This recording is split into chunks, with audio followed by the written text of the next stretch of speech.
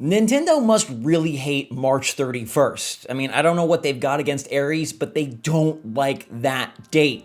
They're removing a bunch of their games, they're shuttering others, and they've drawn this strange line in the sand, and we haven't been able to figure out why until today.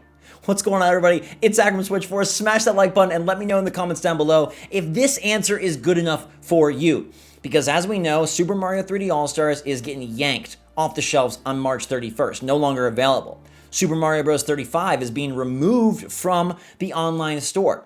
Fire Emblem, Shadow Dragon, and the Blade of Light is being taken away and you can't pick it up any longer after March 31st, and Super Mario Maker has seen its online services completely closed down. Why this day? Why are they doing it? We have speculated, we have tried to guess and grasp at straws shaped like Donkey Kong, Wario, and Yoshi, at why Nintendo would do this. And we haven't come up with a good logical reason, but Doug Bowser has spoken, and he's told us exactly why they're doing this. I'm very curious if his answer will be good enough for you, and we'll discuss how this affects us and the future of 2021 and what happens to these games after that date.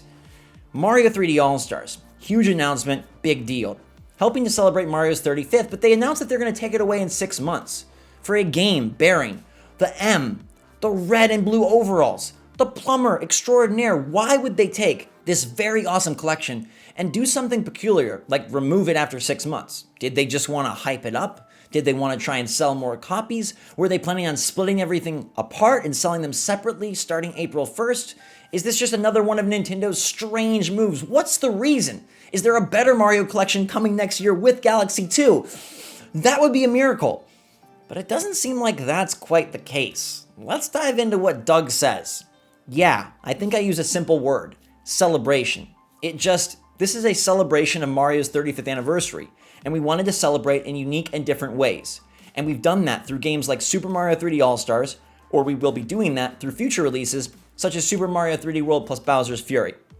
I can assure you that Super Mario 3D World plus Bowser's Fury will not expire on March 31st. That game comes out late February, and you'll be able to play it for a long time, which is why I don't understand why they're not doing that with all the Mario games. He's very evergreen. That guy can sell and sell and sell. And when we get to the sales figures of this game, you're going to be shocked that they would want to remove that. But Nintendo does strange stuff. I think they view themselves as the Disney of video games, and Disney loves having a vault. Remember back in the day where they would throw a DVD out and say, Bambi's available now for a few months. Little Mermaid is back on Blu-ray. The Lion King is purchasable. It's very odd, it's very strange, but it's something that these companies that have so much nostalgia, such a devoted fan base, they love to do. And I think Nintendo just really got into that. If you remember the mini consoles, the NES Mini, the SNES Mini, super cool little boxes that packed in a bunch of past games, Nintendo almost relished the fact that they were limited and hard to get. They had the controllers, the special ones, like the NES controllers that connected to the Switch, and they took those away and brought them back. They loved to kind of manipulate the marketplace and have these special limited things. Bowser continues. And then we've also done it through releases such as Game & Watch, Super Mario Bros., or through Mario Kart Live Home Circuit. There are various ways that we're celebrating Mario's 35th, and with some of these titles, we felt there was an opportunity to release them for a limited period of time. They've done very, very well. Super Mario 3D All-Stars has sold over 2.6 million units in the US alone, and so clearly, consumers have been able to jump in and enjoy that. And it's not strategy that we're going to be using widely, but it's one we thought was very unique for the actual anniversary. At this point, the decision was really made around that celebration feature and aspect. I can't speak to plans beyond the end of March. And there it is, put a nail in the coffin. These games are going away, and the reason is because it was a celebration. And Nintendo, I assure you, wanted it to be special. Now, the game alone, I think, is pretty special. Could they have done more with 3D All-Stars? Yes. But then when you take into account the Game & Watch only being sold till March 31st, this brand new game that they built in Mario Bros. 35, they developed a game just for the anniversary, and then it's getting erased? Even Fire Emblem, they spent all the time localizing Shadow Dragon and the Blade of Light, and it's just going to be pulled. And mind you, that game is not a part of Mario's 35th anniversary, but it's part of its own Fire Emblem. anniversary being the first game in the franchise. And you know that the Zelda anniversary is right around the corner, and you've got to imagine that Nintendo is going to qualify that as not widely. They're going to say that, hey, we can do this again for Zelda. Mario and Link can fit in our narrow hallway of limited access, and we just won't do it for our main games, our major stuff, our next Splatoon, our Breath of the Wild 2, our Mario 3D World plus Bowser's Fury. This seriously seems like Nintendo trying to create artificial excitement for products that don't necessarily need it. But again, I go back to that Disney mentality where they're very proud of their history, and they should be. These are all fantastic games. They are special. They mean a lot to me, and they probably mean a lot to a lot of you. I'm not trying to take away from how important these releases are. In fact, I'm trying to say they're so important, they should keep them out there. I mean, the game sold 2.6 million copies already in the US. This thing would go on to sell double-digit millions easily. And it might still get there worldwide after the holiday season and the rush before it's removed. But why do that to us? What if you're someone that doesn't pick up a Switch until later? Perhaps you're waiting for the Switch Pro that seems likely to come out in 2021. You won't be able to play these games. So perhaps there was a bit of a money move there, making a push to get you to grab this game right away and get in on it. If they were going to take the time to make it, they wanted to ensure that it was going to sell. There's nothing inherently wrong with that, but it's just strange behavior, although I feel like it's par for the course for Nintendo based on their history of how they've done things. And it makes sense, I guess, in the modern era where appointment-based gaming is more and more popular. Think about all the weekends you participate in other games where they have a limited edition skin or a special event. Nintendo has tried to do some of that with Splatfest and with certain Spirit Board events in Smash Brothers. They don't have a ton of it though. And I wonder if they view this practice as a special fun experience. Like, oh my gosh, we're bringing out this special thing, Fire Emblem or Mario 35, and you can only get it now. Maybe it's a great way to get you to grab their online service that didn't seem to add hardly any features around its anniversary this year. In fact, they do something very, very similar, exactly like this, with their Nintendo Switch Online Classic Games service. That thing is definitely not the Nintendo Netflix we wanted it to be. It's definitely not the virtual console we expected.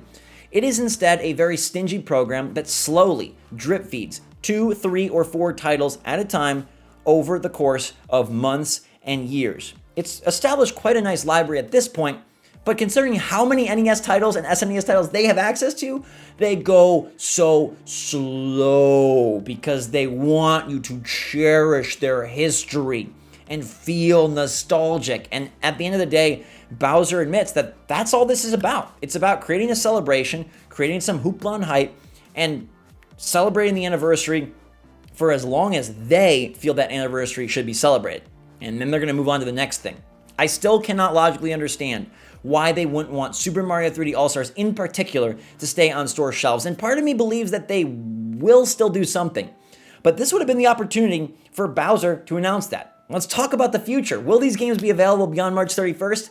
At this point, I think no. I think they're not gonna be. He says he can't speak to plans, but unless they've got some big announcement at an early 2021 Direct where they say, hey, we are gonna sell 64 Sunshine, Galaxy, and Galaxy 2 separately, this might be shutting the door on that trifecta and the potential for Galaxy 2. Everybody raised their hands and thought it was a crime that Galaxy 2 got the shaft and wasn't included as part of this 3D All-Stars collection. Can it even be considered a collection without Galaxy 2, as that game featured so much creativity and perfect plumber action? Well, I don't know that you're going to get it. My guess right now is that these games do go away at the end of March.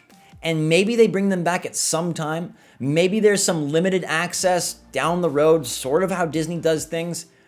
But I don't think that they're going to split them up and make it easy. It seems like they're content with having an anniversary celebration and making it very limited. This was Bowser's opportunity, and he kind of did nothing. He didn't even tease. He didn't even hint. He didn't say anything. And obviously they want to keep selling the game, but it wouldn't prohibit sales. If they said, hey, they're going to be available for longer, it would just make things seem a little bit more nice. Alas, Nintendo does what Nintendo does, and I love them for it, because without their conviction, without their determination to be unique, we would not have a Switch, one of the coolest things that's ever happened in video game history. So if along the way we have to deal with odd choices like this, it's a bummer, but it's not the end of the world. I just hope if you want to play these games, you are able to grab them. And I hope it doesn't frustrate you too much that their answer is basically, we wanted to. It celebrates Mario, and we did it. Is that answer good enough for you? And are you bummed that they've got no future plans at this time? That it seems like all this stuff, Fire Emblem, Shadow Dragon, The Blade of Light, the Game & Watch, Mario Bros. 35, that's the one that gets me. Like, they developed this awesome battle royale. I think it's so fun. It's a nice perk for Nintendo Switch Online, a service that needs oomph. They're all gonna be gone.